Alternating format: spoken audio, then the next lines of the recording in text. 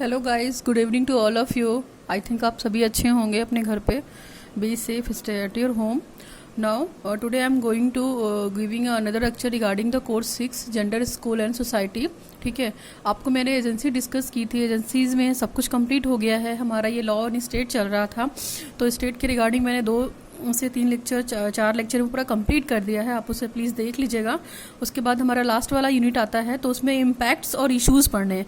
किसके regarding? Gender के regarding, है ना। तो उसमें 3-4 टॉपिक हैं, उन 3-4 टॉपिक को ही हम 1 बाई 1 स्टडी करेंगे। सबसे पहला टॉपिक दे रखा है perception of safety and school, है ना। Perception of safety and school का मतलब है कि जो स्कूल किस लेवल तक, विद्यालय जो है, ठीक है, आपकी प्रोटेक्शन को, यानी गर्ल्स की प्रोटेक्शन को अचीव कर रहा है, यानी कि सुरक्षात्मक उपलब्धियां जो है वो विद्यालय की क्या है। इसके अंतर्गत हम ये पढ़ेंगे, फंक्शन ऑफ स्कूल पढ़ेंगे, है ना।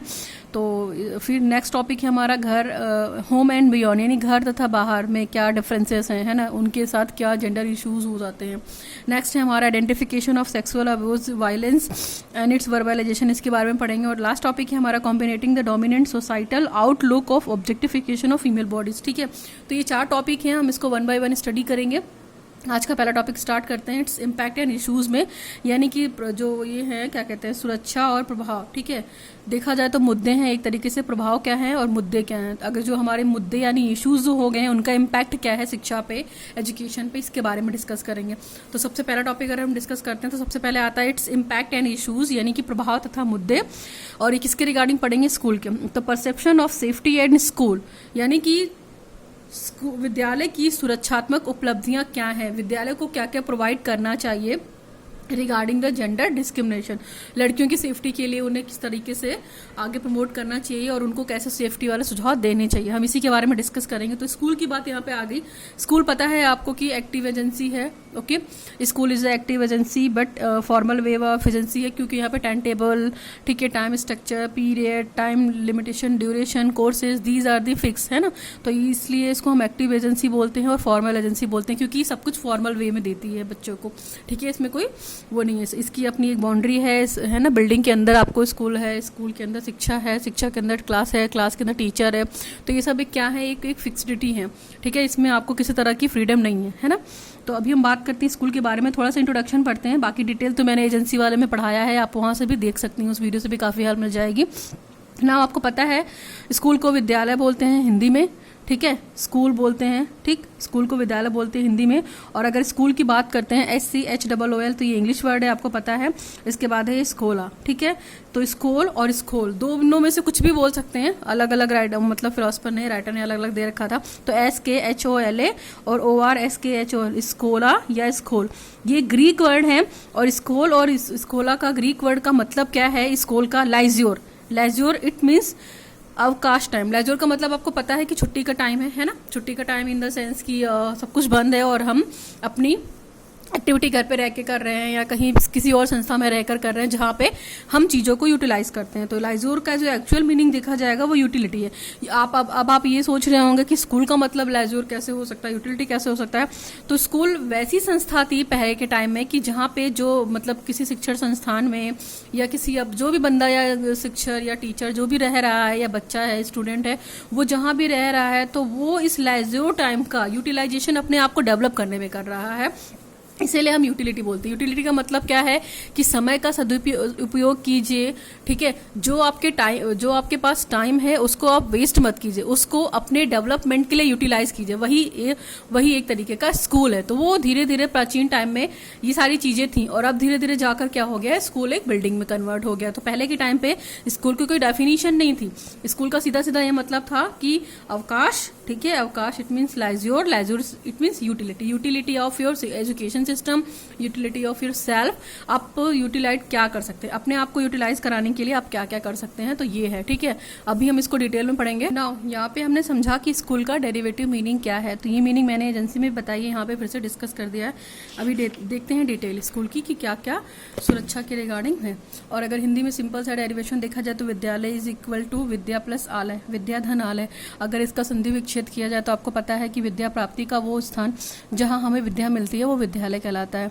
स्कूल का function, definition, characteristics, type, development, ठीक है, वेरियस वीडियोस में। मैंने इसके पहले वाले में, वीडियो वाले में, जब मैंने एजेंसी पढ़ाया था जेंडर रिगार्डिंग, ठीक है ना, स्कूल का क्या रोल है रिगार्डिंग द जेंडर एजुकेशन, उसमें मैंने डिटेल में पूरा पढ़ाया हुआ है।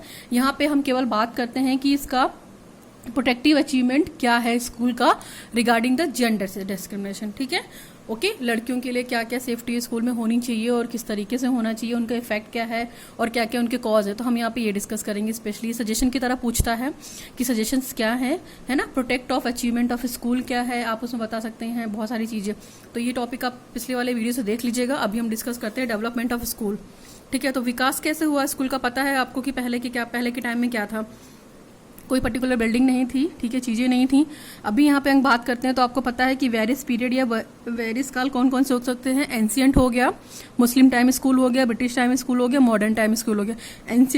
एंशियंट टाइम को प्राचीन काल, मुस्लिम काल, ब्रिटिश काल और आधुनिक काल, इन्हीं को हम 1 बाय 1 डिटेल करेंगे। ठीक है, तो एंशियंट टाइम की अगर हम बात करते हैं तो मैंने आपको बताया था इससे पहले वाले पीरियड में जब मैंने लॉज पढ़ाया था, स्टेट पढ़ाया था, तो मैंने वो लॉज भी और स्टेट भी वेरियस पीरियड के अकॉर्डिंग डिस्कस किया था। उसका वीडियो मैंने अपलोड कर दिया, आप उसे प्लीज़ चेक कर लीजिएगा, उससे ज़्यादा अच्छे से क्लियर हो जाएगा। ठीक है, तो पहला पीरियड जो हमारा आता है वो एंशियंट टाइम पीरियड या एंशियंट टाइम स्कूल, यानी कि प्राचीन समय में स्कूल कैसे थे। तो आपको पता है कि एंशियंट टाइम में 2 थे, एक तो वैदिक पीरियड था, दूसरा हमारा था बौद्ध पीरियड। ठीक है, इन पीरियड को हम एंशियंट टाइम पीरियड बोलेंगे। एंशियंट टाइम में तो आपको मैंने बताया था वहाँ पे कि प्राचीन काल में कैसे होता था, गुरुकुल सिस्टम था, आश्रम व्यवस्था थी, गुरु और शिष्य का संबंध पिता और पुत्र की तरह होता था। ठीक है, वहाँ पे जो भी शिक्षा दी जाती थी वो ओरल दी जाती थी। ठीक है, गुरु लोग शिक्षा देते थे, अपने आश्रम में रहकर देते थे। वहाँ का वातावरण बहुत क्लीन होता था, कहीं किसी जंगल के किनारे, नदी के किनारे अपने आश्रम को बना लेते थे, वहाँ पे शिक्षा देते थे शिष्यों को अपने। ठीक है, तो इसके बारे में हम बात करते हैं कि उस समय का क्या डेवलपमेंट था, इसी के रिगार्डिंग बात करते हैं। प्राइमरी एजुकेशन के लिए भी थी वहाँ पे व्यवस्था। ठीक है, डिसिप्लिन काफ़ी हार्ड था, हार्ड इन द सेंस का कि मतलब जो भी अगर शिष्यों को पढ़ने के लिए दिया जाता था वो उसे पढ़कर आते थे और अगले दिन उसको सुनाते भी थे। तो ये सारी चीज़ें थी। मॉनिटरिंग सिस्टम था, कभी कभी गुरु आते नहीं थे अगर आश्रम में, तो क्लास का जो भी होनहार बच्चा होता था या कुछ भी होता था वो अपने क्लास को मॉनिटर करता था। जैसे आज की डेट में भी हमारे क्लास के रिप्रेजेंटेटिव बनाए जाते हैं, सीआर बनाए जाते हैं, हेड गर्ल्स बनाई जाती हैं, हेड बॉयज़ बनाए जाते हैं। तो ये होता है कि जब टीचर एब्सेंस हो गया है, एब्सेंट हो गया है, तो उसकी जिम्मेदारी होती है कि वो अपनी क्लास को कैसे अरेंज करता है और कैसे एडजस्ट करता है due to the absent of teacher. तो वहाँ भी इस तरह की चीज़ें थोड़ी सी देखने को मिलेंगी। एक क्वेश्चन आता है, चाहे वो सीटेट का एग्जाम दीजिए या टीईटी वगैरह का दीजिए, तो उसमें पूछते हैं ना मॉनिटरियल सिस्टम किस पीरियड में था। तो आप बोल सकते हैं कि एंशिएंट टाइम में वैदिक पीरियड में मॉनिटरियल सिस्टम था, यानी कि वहाँ पे नाटकीय पद्धति थी। ठीक है, मॉनिटर टाइप की चीज़ें थी वहाँ पे भी, बस ये है कि डेवलप नहीं हुआ था अच्छे से। तो अभी हम थोड़ा सा डिस्कस करते हैं, एंशिएंट पीरियड की बात करते हैं। तो विद्यालय कैसे थे, वहाँ आपको पता था कि शांत वातावरण में थे, और वहाँ पे जो सेंटर होता था स्पेशली वो स्पिरिचुअल प्रोग्रेस, यानी कि भगवान के मार्ग में कैसे, भगवान का मतलब मार्ग, भगवान के मार्ग तक हम कैसे पहुँच सकते हैं। ठीक है, आध्यात्मिक चीज़ों की उन्नति कैसे हो सकती है। आपको देखिए पता है स्पिरिचुअल का मतलब क्या होता है, मोक्ष की प्राप्ति, है ना। वैदिक पीरियड का अगर देखा जाए तो मेन मोटो था एम का लिबरेशन, है ना, आप मोक्ष को कैसे प्राप्त करेंगे। ठीक है, तो ये सारी चीज़ें थी जो उस टाइम की शिक्षा थी, वो भगवान से कनेक्ट करती थी, है ना, शिष्यों को। इसके बाद देखा जाए तो जो फिजिकल वर्ल्ड में हो रहा है या जो स्पिरिचुअल वर्ल्ड में हो रहा है, जो भी एक्टिविटी हो रही है उनके बीच में बैलेंस कराना बच्चों को सिखाया जाता था, स्पेशली फिजिकली तौर पे भी और स्पिरिचुअली बेस पे भी। नाउ नेक्स्ट है जीवन को सफलतापूर्वक व्यतीत करने तथा मोक्ष की प्राप्ति के मार्ग बताते। तो गुरु लोग क्या करते थे कि उन्हें ये बताते थे कि आपको मोक्ष की प्राप्ति कैसे होगी, आप सच के मार्ग पे कैसे चल सकते हैं, आप भगवान के निकट कैसे पहुंच सकते हैं। तो अगर देखा जाए लिबरेशन के लिए, लिबरेशन यानी मोक्ष की प्राप्ति, तो मोक्ष की प्राप्ति तो तभी हो सकती है जब आपको सारा ज्ञान प्राप्त हो जाए, और ज्ञान तो अज्ञान का असीमित भंडार है, तो हमारे पास कितना भी ज्ञान होगा तो वो कम ही होगा। ठीक है, तो इसके बारे में हम बहुत ज़्यादा डिस्कस नहीं कर सकते। हाँ, हम ये बोल सकते हैं कि मोक्ष प्राप्ति का जो साधन था वहाँ पे योग था, अष्टांग मार्ग था, है ना। गुरु बताते थे योग के माध्यम से आप मोक्ष को प्राप्त कर सकते हैं। अष्टांग मार्ग मतलब यम, नियम, आसन, धारणा, ध्यान, समाधि, इन चीज़ों का यूज शिष्यों को बताते थे कि उनको डेली अपनी लाइफ में करना है। ठीक है, तो बहुत ही रिजिड सिस्टम था एक तरीके से देखा जाए तो। शिष्यों को काफ़ी काम भी करना पड़ता था, आश्रम की सफाई का ध्यान रखना पड़ता था। ठीक है, गुरु के आने से पहले उनको साफ सुथरा रखना पड़ता था। ठीक, पानी की व्यवस्था और इस तरह की चीज़ें उनको देखनी पड़ती थी शिष्यों को। ठीक ना, अगर हम बात करते हैं emphasis on the all around development, वहाँ पे भी सर्वांगीण विकास की बात करते हैं। ठीक है ना, हम आज भी की डेट में भी बच्चे को ओवरऑल ऑल अराउंड डेवलपमेंट की बात करते हैं। नेक्स्ट है हमारा विद्यालयों में अनुशासन तथा संयम पर अत्यधिक बल, excessive emphasis on the discipline and restrained, यानी कि विद्यालयों में जो डिसिप्लिन था वो सेल्फ डिसिप्लिन था। ठीक है, बच्चे को अध्यापक या गुरु ज़बरदस्ती डिसिप्लिन नहीं बनवा सकता था, वो अपने मन के अंदर से लाए, उसी डिसिप्लिन पे फोकस किया गया था। और अगर एजुकेशन की बात की जाए तो वही परंपरागत शिक्षा थी, ट्रेडिशनल एजुकेशन था। ट्रेडिशनल इन द सेंस कि ओरल सिस्टम था, वहाँ पे गुरु अपने जो भी पढ़ाना होता था या जो भी उपदेश देना होता था वो ओरल देते थे, ठीक है, और बच्चे उस चीज़ को समझते थे, समझ के आकर अगले दिन उसको डिस्कस करते थे। तो ये तो था हमारा एंशिएंट पीरियड, इसमें वैदिक और बौद्ध दोनों में ही लगभग सेम था। नेक्स्ट हमारा पीरियड जो आता है वो मुस्लिम पीरियड आता है। मुस्लिम पीरियड या मुसलमान काल या मुस्लिम काल। देखिए मुस्लिम काल का मेन मोटो क्या था कि वो अपनी संस्कृति और धर्म को प्रसार करे, ठीक है। उन्हें एजुकेशन से इतना मतलब नहीं था, ठीक है। वो ये चाहते थे कि पूरे भारत में, ठीक है, पूरे जो हमारा भारत है उसमें पूरी मुस्लिम शिक्षा फैल जाए और मुस्लिम का धर्म फैल जाए, सब लोग मुस्लिम कल्चर को अडॉप्ट कर ले। वो लोग तो मतलब ज़बरदस्ती भी दूसरों से मुस्लिम का कल्चर अडॉप्ट करवाते थे या मुस्लिम बना देते थे, इस तरह की चीज़ें थी। क्वालिफिकेशन फॉर स्टेट पोस्ट, राज्य पदों के लिए योग्य बनाना था। इसके बाद देखा जाए तो आध्यात्मिक तथा भौतिक ज्ञान की थोड़ी बहुत प्राप्ति होती थी, ठीक है। जबरदस्ती वहाँ पे मुस्लिम बनाने का कट्टरवादी थे।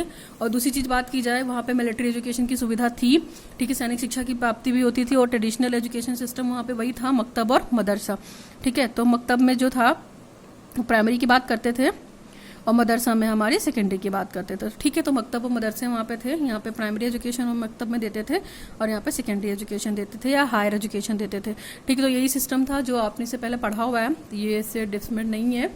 नेक्स्ट है हमारा देखा जाए तो ब्रिटिश पीरियड। ब्रिटिश पीरियड यानी कि इंडिपेंडेंस से पहले वाला पीरियड, यानी कि जब 1600 ईस्वी में हमारे यहाँ ईस्ट इंडिया कंपनी भारत में आई थी, उसने अपना व्यापार या बिजनेस फैलाया था लोगों को जोड़कर, तो वही चीज़ें हैं। तो उनका मोन मोटो क्या था कि अंग्रेजी को, यानी कि जो स्प्रेड द है नॉलेज ऑफ इंग्लिश, वो फैलाया जाए, किसी भी तरीके से लोगों में इंग्लिश पहुँचा दी जाए और उनको जॉब के लिए प्रिपेयर किया जाए, क्योंकि उनको बिजनेस करना था और उनको ऐसे बंदे चाहिए थे जिनको इंग्लिश अच्छी आती हो और वो प्रॉपर उनकी जॉब को कर सके, उनके काम को और उनके बिजनेस को आगे बढ़ा सके।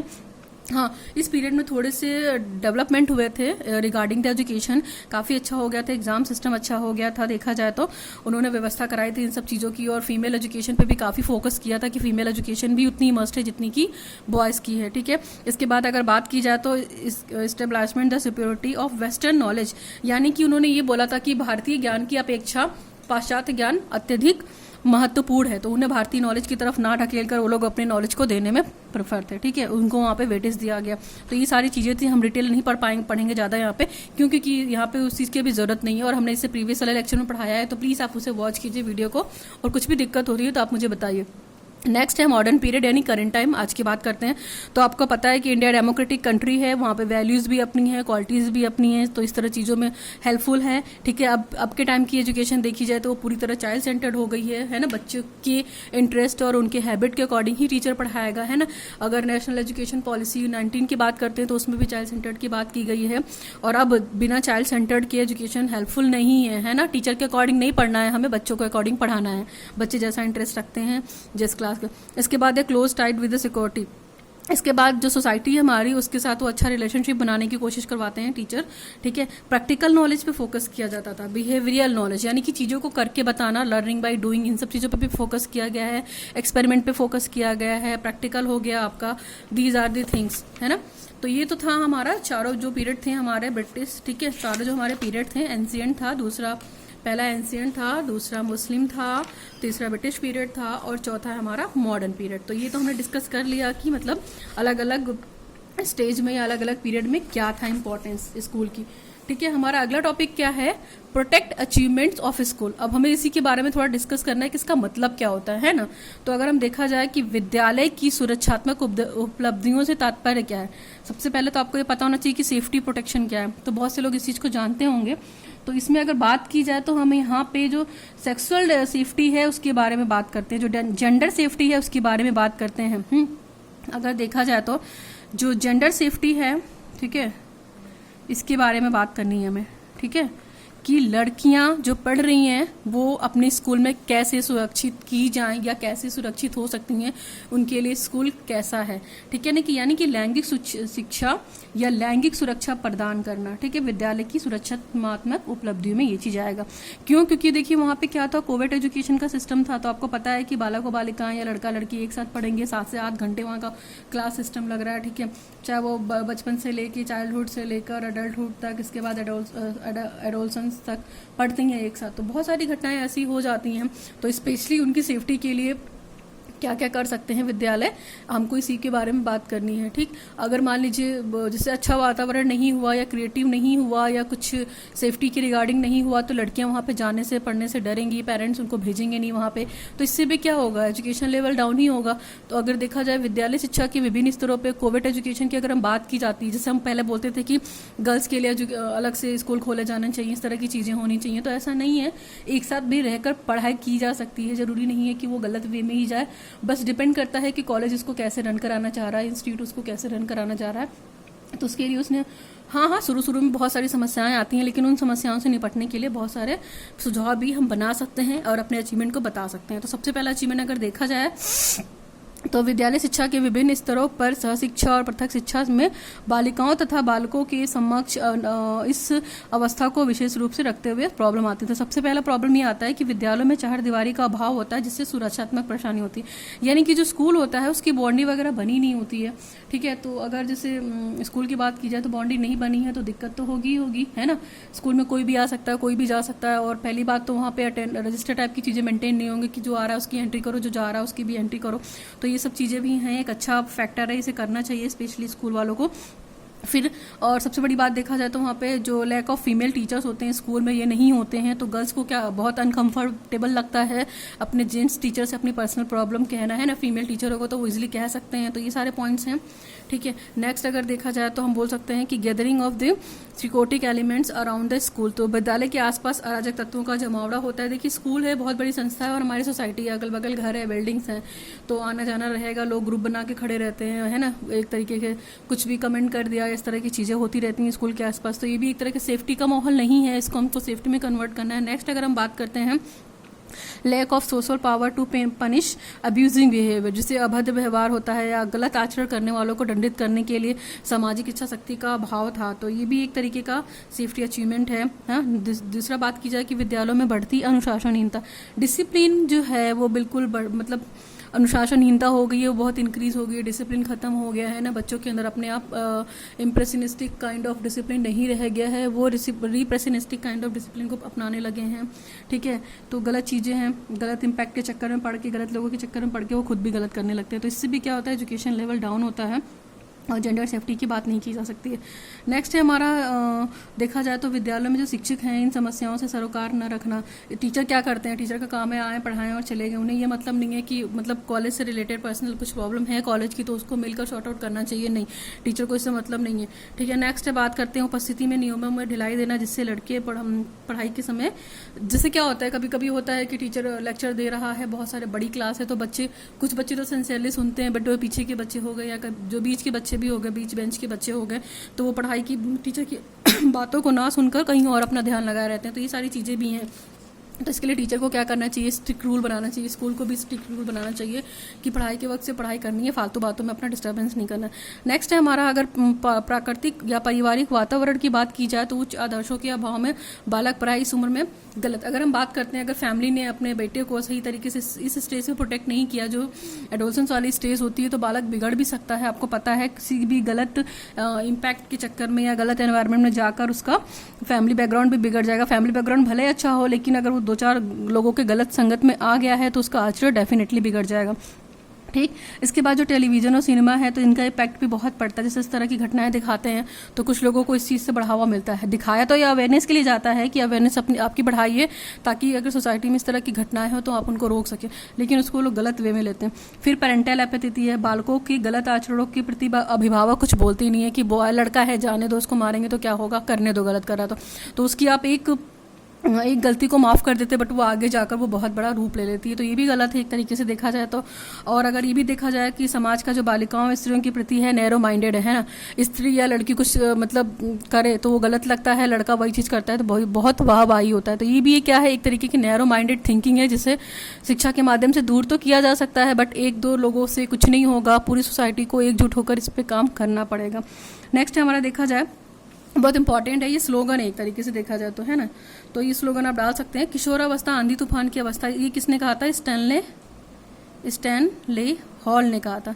ठीक है, स्टैनले हॉल, ये इनका स्लोगन है। कभी कभी पूछा जाता है क्वेश्चन, देखिए किशोरा अवस्था आंधी तूफान की अवस्था है, ये किसने कहा था? तो ये स्टैनले हॉल ने कहा था।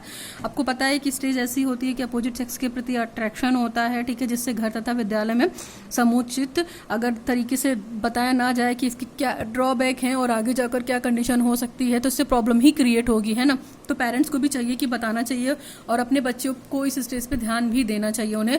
अदरवाइज अगर वो बिगड़ेंगे तो उसके लिए पेरेंट्स भी जिम्मेदार होंगे, है ना। नाउ नेक्स्ट है हमारा, कुछ पॉइंट देख लेते हैं। इनमें बात करते हैं कि अगर विद्यालय की जो उपलब्धियां हैं देखा जाए तो, है ना, एक्सक्यूज मी, विद्यालय की जो उपलब्धियां हैं स्त्रियों के प्रति उन्होंने क्या मतलब प्रोटेक्शन दिए है, ठीक है। सबसे पहले अगर हम बात करते हैं इंक्रीज इन को एजुकेशन, तो अगर विद्यालय में समाज के दृष्टिकोण से हिसाब से अगर परिवर्तित करने का कार्य किया जाए तो सबसे पहले जो कोविड एजुकेशन है या जो को एजुकेशन यानी कि लड़का लड़की को एक साथ पढ़ाने का जो आपका विचार है उसको नैरो माइंडेड नहीं होना चाहिए, ब्रॉड माइंडेड होना चाहिए। पर अब देखा गया है सिटी के अलावा गांव में भी बहुत सारे कोविड स्कूल हो गए हैं जिसमें लड़कियां एक साथ शिक्षा ग्रहण कर रही हैं। तो परस्पर उनमें आकर्षण की जो अपेक्षा, सहयोग, सम्मान, सामूहिकता की भावना एक दूसरे के प्रति हो जाए, ये रिस्पेक्ट की भावना हो जानी चाहिए, है ना। पॉजिटिव में होना चाहिए कि हाँ वो लड़की है तो उसको हम इस तरीके से देख रहे हैं, ऐसा नहीं होना चाहिए, ठीक है। पेरेंट्स को भी अपने लड़का लड़की सबको बताना चाहिए किस तरह की चीज़ें होती हैं। और देखा जाए तो अगर कोविड एजुकेशन है तो स्पेशली बालक को जो लड़कियां हैं उनकी सेफ्टी के बारे में तो पेरेंट्स परेशानी होंगे। तो इससे भी बड़ी उपलब्धि अगर देखा जाए तो विद्यालय का जो एनवायरमेंट है उसको हम किस वे में ले रहे हैं, है ना।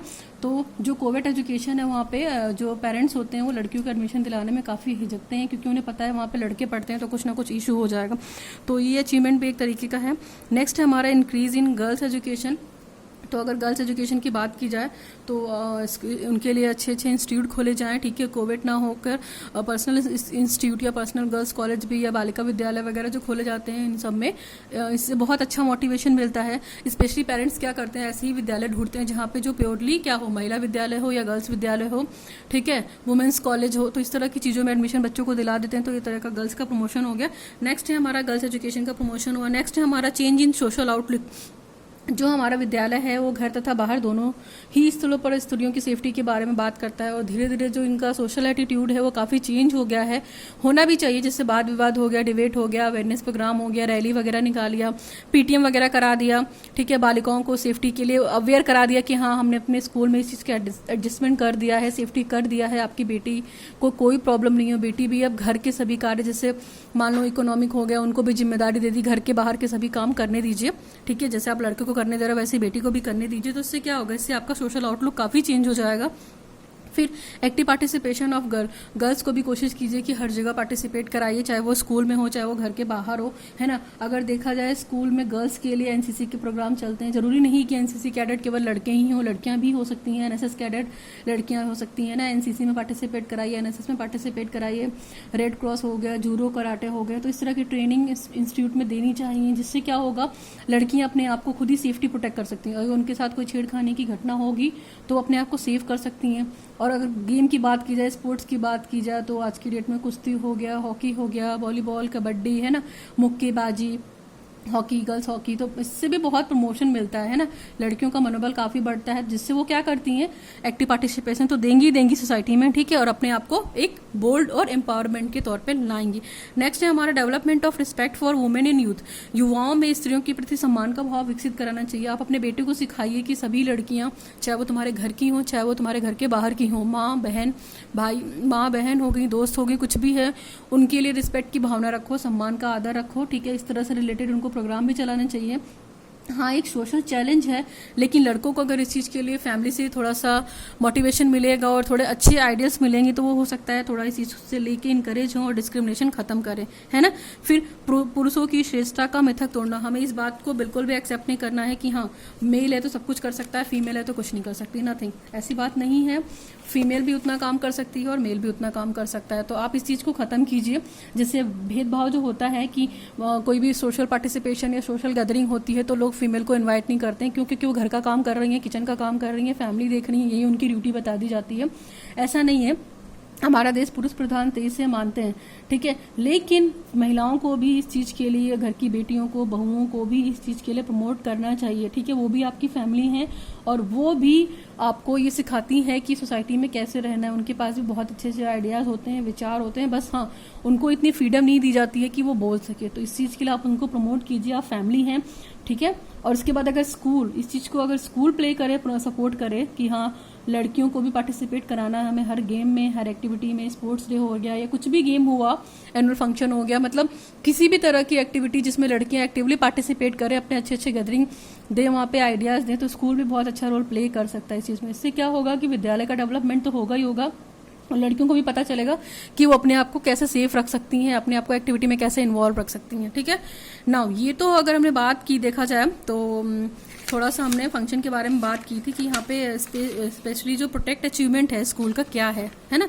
और एक दो और देख लेते हैं। यहाँ पे है इकोनॉमिक एम्पावरमेंट। इकोनॉमिक एम्पावरमेंट का मतलब है आर्थिक सशक्तिकरण। तो वर्तमान युग में अगर हम देखते हैं तो जाहिर सी बात है सभी एजेंसीज हैं, है ना, लेकिन वही है कि महिला के समक्ष पुरुष टिकता है, वही कमजोर महिला आंखें दिखाता है। इस तरह की चीजें जो होती हैं, जैसे महिला को दबा दिया किसी काम के लिए, कोई अच्छा काम कर रही है तो पुरुष का तो ये काम है, तो ये सब चीजें नहीं होनी चाहिए। जैसे बेटियों के बाप को अगर देखा जाए तो सुयोग, मतलब वो ये करते हैं कि सुयोग होने पे गर्व से ना करते हैं। मान लीजिए बेटी ने स्पोर्ट्स में बहुत अच्छा कर दिया तो बाप को बहुत गर्व होता है। तो ये सब तरीके की चीजें भी क्या है, सोसाइटी में थोड़ा सा इंकरेजमेंट ला रही है वुमेन्स के लिए। महिला सशक्तिकरण की अगर हम बात करते हैं तो अगर हम उन्हें थोड़ा सा भी प्रमोट करेंगे तो वो आगे जाकर बहुत अच्छा करेंगे और बेस्ट करेंगे, आपके बॉयज से और घर के मर्दों से बेस्ट करेंगे। तो आप उन्हें ये चीज दीजिए, ठीक है, फिजिकली सपोर्ट दीजिए, इकोनॉमिकली सपोर्ट दीजिए कि हाँ हम तुम्हारे लिए ये चीजें हैं। और ये डिस्क्रिमिनेशन खत्म कर दीजिए, पक्षपात और ये पार्शियलिटी का बिहेव को बिल्कुल खत्म कर दीजिए और बिना किसी प्रेशर में इस काम को करिए, है ना। तो वो बहुत अच्छे से काम करेंगी, ठीक है। घर के बाहर भी जाकर सभी जगह पर वो सेफ्टी में कमी आएगी। जो वो फील करती हैं कि हाँ हम सेफ हैं यहाँ पर, अनसेफ हैं यहाँ पे, ये सारी चीजें निकल जाएंगी। नेक्स्ट है हमारा साइकोलॉजिकल सेफ्टी, मनोवैज्ञानिक सुरक्षा। एक्चुअली उनके माइंड में क्या होता है, लड़कियों के माइंड में कि अरे हम तो सेफ नहीं है, क्योंकि अगर घर में है तो सेफ है, घर के बाहर निकलेंगे तो सेफ नहीं है। तो ये उनकी गलत फहमी है, ठीक है। जिससे कुछ लोग बोल ही देते हैं कि हाँ तुम तो लड़की हो, बाहर जाकर क्या करोगी, है ना, और पढ़ लिख के क्या कर लोगी, कलेक्टर बन जाओगी। इस तरह के स्टेटमेंट्स दिए जाते हैं फैमिली के थ्रू। तो इससे क्या होता है, उनका जो मॉरल होता है ना वो डाउन हो जाता है ना। साइकोलॉजिकली अपने आप को वो एडजस्ट नहीं कर पाती हैं। साइकोलॉजी का मतलब ही क्या हुआ, आपके मन का विज्ञान, यानी कि जो आपका मन कह रहा है आप उसको स्टडी कीजिए, है ना, उसको आप चुनौती के तौर पे एक्सेप्ट कीजिए, ठीक। तो ये काम भी है, तो इस चीज को आप उसे प्रमोट कीजिए, जरूर अच्छा करेंगी, ठीक है। और अगर विद्यालय से बात की जाए तो विद्यालय से जब ये बालिकाएं को सपोर्ट मिलेगा तो वो क्या करेंगी, इस चीज को एक वेपन के तौर पे यूज करेंगी, चाहे वो घर हो चाहे सोसाइटी हो। तो अपने आप को सेफ्टी के लिए तो वो खुद अवेयर हो जाएंगे कि हम ये चीज कर सकते हैं, तो अपने आप को सेफ रख सकते हैं, ठीक है। और दूसरी चीज है, नेक्स्ट है familiarity with the rights and the security, अधिकारों तथा सुरक्षा प्रावधानों से अवगत कराना। आप उन्हें ये बताइए कि आपको ये अधिकार मिला हुआ है, आप इसको यूज करिए, है ना। उसके रिगार्डिंग जागरूक करिए कि गवर्नमेंट ने आपको क्या क्या फैसिलिटी दी है, एडमिनिस्ट्रेशन ने आपको क्या क्या दिया है, लॉ ने क्या दिया है। तो विद्यालय में इस चीज को, इस चीज से रिगार्डिंग बात होना चाहिए। टीचर को बच्चों को या लड़कियों को ये बताना चाहिए कि इक्वल बिहेव की बात करता है, ठीक है। अगर आप अपने आप को सेफ फील नहीं कर रहे हैं तो इसके लिए आप कंप्लेन फायर कर सकते हैं, इस तरह की चीजें। और दूसरी चीज है democratic teaching class. Democratic teaching का मतलब है कि अगर जैसे सभी को समान तरीके से आप शिक्षित कीजिए, क्यों, क्योंकि डेमोक्रेटिक कंट्री है, चाहे वो लड़का हो चाहे लड़कियां हो। तो टीचिंग मेथड जो है वो डायनामिक मेथड होना चाहिए, लिबरल होना चाहिए, फिर लास्ट में उसका एवोल्यूशन होना चाहिए, ऑब्जेक्टिव भी अच्छे होने चाहिए और नए नए टीचिंग मेथड को यूज करना चाहिए, चाइल्ड सेंटर्ड मेथड है। तो ये सारी चीजें होती हैं डेमोक्रेटिक टीचिंग में। एक तरीके से देखा जाए तो सोशल एंड डिसिप्लिन, इस तरह की चीजों पे बल दिया जाना चाहिए, है ना। और स्त्रियों की तरफ प्रति जो ये गलत भावना है या गलत व्यवहार हो रहा है, जो पक्षपातपूर्ण व्यवहार हो रहा है, उसको खत्म करना चाहिए और उसको अच्छी दृष्टि से नहीं देखा जाना चाहिए, ठीक है। ये तो आपका सेफ्टी अचीवमेंट रूल्स हो गया। सबसे लास्ट में हम सजेशन कर लेते हैं, फटाफट खत्म करते हैं इसको। सजेशंस में हमको यही चीज है कि कम्युनिटी सहभागिता, यानी कि एनवायरमेंट कराइए आप सजेशन में, ठीक है। आप ये देखिए कि बच्चा जो, मतलब जो टीचर है वो इसमें क्या क्या रोल प्ले कर रही है, ठीक। तो ओवरऑल अगर देखा जाए तो कम्युनिटी इन्वॉल्वमेंट का मतलब है कि सुरक्षात्मक वातावरण उन्हें दीजिए ताकि वो अपनी कम्युनिटी को बना ले और जब भी उन्हें हेल्प चाहिए इस कम्युनिटी से वो हेल्प ले सके, ठीक है ना। अगर सहभागिता के लिए देखा जाए तो इसमें नागरिक हो गए हैं, पेरेंट्स हो गए हैं, जो उत्साही युवक हैं, है ना, जो चाहते हैं कि हाँ लड़कियां भी हमारे साथ समान व्यवहार रखें और समानता के साथ पढ़े लिखें और अच्छी, मतलब सोसाइटी में अपने आप को अच्छे से स्टेबलाइज करें। तो ये कम्युनिटी इन्वॉल्वमेंट बहुत जरूरी है, आप अपनी सोसाइटी को इन्वॉल्व कीजिए। दूसरा है डेमोक्रेटिक वैल्यूज। डेमोक्रेटिक वैल्यूज में क्या है कि विद्यालय जो है वो डेमोक्रेटिक वैल्यूज और आदर्शों की बात करता है, ठीक है। अगर देखा जाए तो विद्यालय में जो एग्जाम प्रोसीजर होता है या एंट्री का प्रोसीजर होता है, टीचिंग विधि हो गई, शिक्षण हो गया, अनुशासन हो गया, परीक्षा पद्धति हो गया, पाठ्यक्रम, तो इन सब में क्या करना चाहिए, दिखाना चाहिए कि हाँ ये डेमोक्रेटिक वैल्यूज हैं, तथा प्रत्येक कार्य में दोनों को पार्टिसिपेट कराना चाहिए, केवल बालक को ही नहीं। ठीक, इसके बाद अवेयरनेस प्रोग्राम एक्टिविटीज, जो अवेयरनेस प्रोग्राम है उसको बताना चाहिए। जैसे हमें बताना चाहिए कि जो ये सोशल इश्यूज हैं, जैसे कन्या भ्रूण हत्या हो गया, महिलाओं की समानता हो गई, उनके अधिकार के बारे में, उनकी सेफ्टी के बारे में, उनके राइट्स के बारे में, है ना, दहेज प्रथा हो गई, इन सबको अपोज करना है, बाल विवाह को अपोज करना है, आपको वोट देने का अधिकार है। तो इस तरह की चीज़ों को आप उनको बताइए कि सोसाइटी ने और कॉन्स्टिट्यूशन ने आपको ये अधिकार दिए हैं और आपको इनका यूज़ भी करना चाहिए। ठीक है, तो जब विद्यालय तथा उसके जो बाहरी वातावरण में सेफ्टी मिल जाएगी तो लड़कियां अपने आप को सेफ्टी फील करेंगी, है ना, उनके अंदर से ये चीज़ निकल जाएगी, डर की भावना। नेक्स्ट है हमारा महिला सशक्तिकरण, वुमेन्स एम्पावरमेंट की बात की जा रही है। तो हमें पता है कि बहुत टाइम से केवल यही चला आ रहा है कि हाँ लड़की ऐसी होती है तो कमज़ोर होती है, वो कुछ नहीं कर सकती, केवल घर के काम को कर सकती है, तो उनके कॉन्फिडेंस में लूजनेस आती है, स्किल डेवलपमेंट की बात भी नहीं हो सकती। तो ये सारी चीज़ें ख़त्म करनी है समय समय पर। बालिकाओं को आप ये बताइए कि ये चीज़ गलत नहीं है, तुम भी कह सकती हो, चाहे वो डॉक्टर बन सकती हो, इंजीनियर बन सकती हो, टीचर बन सकती हो। बहुत सारे ऐसे फील्ड हो गए, बहुत सारे ऐसे कोर्सेस हो गए जहाँ पे महिलाएं पुरुषों से बहुत ज़्यादा अच्छा कर सकती हैं। ठीक है, आपको पता भी, आईटी सेक्टर की भी बात की जाए तो वहाँ तक भी हमारी फीमेल गर्ल्स पहुँच गई हैं, है ना। आईटी सेक्टर हो गया, पायलट हो गया, स्पेसशिप हो गया, तो ये ऐसे ऐसे सेक्टर हैं जहाँ पे उन्होंने जाकर ये काम किया है। अंतरिक्ष यात्री कल्पना चावला की बात कीजिए तो वो भी एक लेडी हैं और उन्होंने भी इतिहास में अपना नाम रचा हुआ है। तो इस तरह की चीज़ें हैं ना, तो वुमेन एम्पावरमेंट होना चाहिए, आप उन्हें सशक्त बनाने के लिए कुछ तो करिए।